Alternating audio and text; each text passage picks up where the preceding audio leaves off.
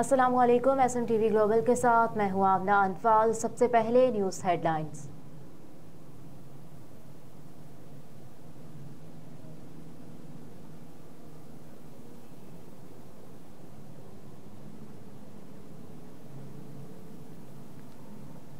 पाक फिजाइया के सरबराह air chief marshal Zaheer Ahmed Babar Sidhu का दौरा सऊदी अरब। पाक फिजाइया के सरबराह air chief marshal Zaheer Ahmed Babar Sidhu ने सऊदी अरब का दौरा किया और सऊदी अस्करी हुकाम से मुलाकातें की।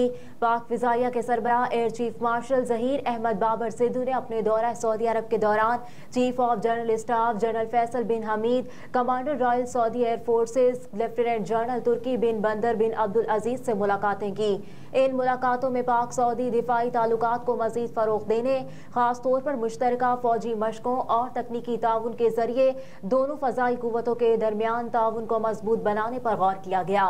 दौरे के दौरान सरबराह फिजाइया को chief of general staff Saudi मुसल्लह अफवाज ने King Abdul Aziz bright of honour of the excellent class से नवाज दिया।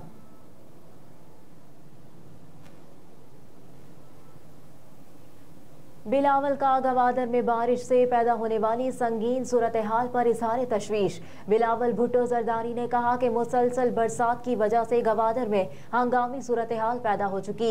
गवादर में बारिश के बाद पैदा होने वाली सूरत हाल हंगामी इमदादी इकदाम की मुतकाजी है। मजीद कहा कि बारिश की वजह से गवादर के घरों और दुकानों में पानी दाखिल हो चुका। शहरी नकल मकानी पर मजबूर हैं। पाकिस्तान पीपल्स पार्टी के जयाले मुसीबत में फंसे गवादर के शहरियों की मदद करें। चेयरमैन बिलावल भुट्टो जरदारी ने हिदायत की कि इंतजामिया गवादर के शहरियों की मदद के लिए फौरी इकदाम करे। सुप्रीम कोर्ट में जुल्फिकार अली भुट्टो की फांसी के खिलाफ सदारती रेफरेंस पर समाअत हुई। चीफ जस्टिस पाकिस्तान की सरबराही में 9 रुकनी लार्जर बेंच ने केस की समाअत की। अदालती मुआविन मंजूर मलिक ने दलाइल पेश किए। अदालती मुआविन मंजूर मलिक ने कहा कि 24 सितंबर 1977 को पहली समाअत हुई। अगली समाअत पर शवाहिद तलब कर लिए गए, जिस पर चीफ जस्टिस ने इस्तफसार किया कि क्या जुल्फिकार भुट्टो के वकील पेश हुए थे। मंजूर मलिक ने कहा कि पहली समाअत पर वकील पेश नहीं हुए थे, कानूनी अमल की खुली खिलाफ वर्जी हुई। चीफ जस्टिस ने मुकालमा करते हुए कहा कि चार्ज में कत्ल की साजिश के अनासिर तो डालते, कुछ तो बताएं प्राइम मिनिस्टर हाउस में ये साजिश कहाँ हुई। मैं तो हैरान हूँ, इस केस में तो कत्ल की बुनियाद साजिश कही गई है। जस्टिस जमाल खान मंदुखेल ने इस्तफसार किया कि अगर किसी के खिलाफ फर्दे जुर्म के लिए मवाद नाकाफी हो तो क्या होगा। इस पर मंजूर मलिक ने कहा कि ऐसी सूरत में मुल्जिम बरी हो जाएगा।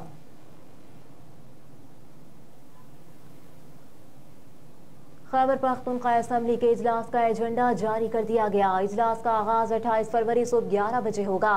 तिलावत और तर्जुमे के बाद 9 मुंतखब अरकान असेंबली हल्फ लेंगे। 9 मुंतखब अरकान हल्फ लेने के बाद हाजिरी रजिस्टर पर दस्तखत करेंगे। स्पीकर और डिप्टी स्पीकर के इंतखाब के लिए कागजात नामजदगी भी 5 बजे तक जमा कराए जाएंगे।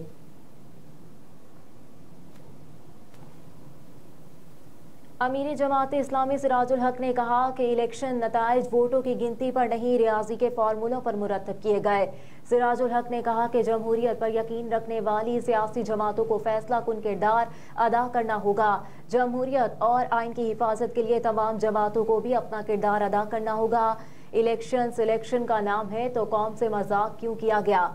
अमीर जमात इस्लामी ने मजीद कहा कि धांधली को एक्सपोज करने के लिए तमाम आईनी और जमहूरी रास्ते इख्तियार करेंगे।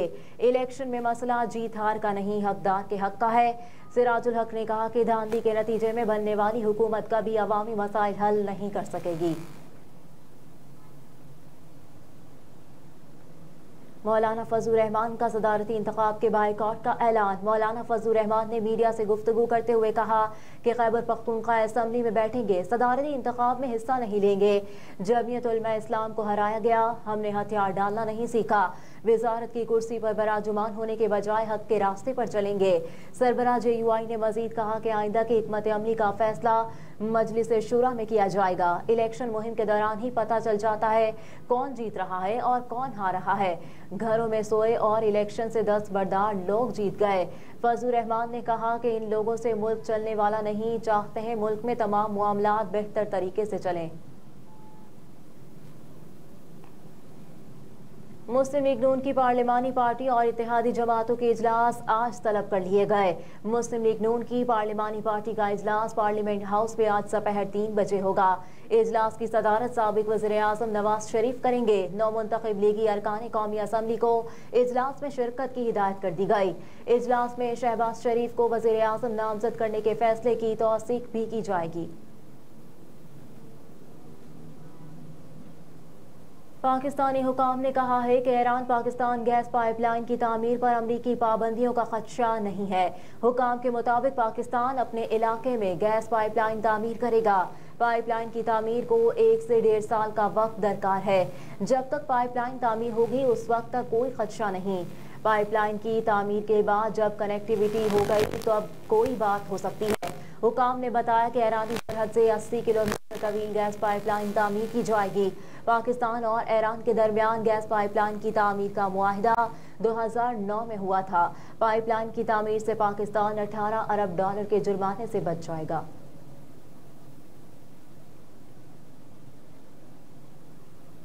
अमेरिका की जानिब से पाकिस्तान के सियासी मामलात में मुदाखलत के बानिया PTI के इल्जामात को मुस्तरद कर दिया गया।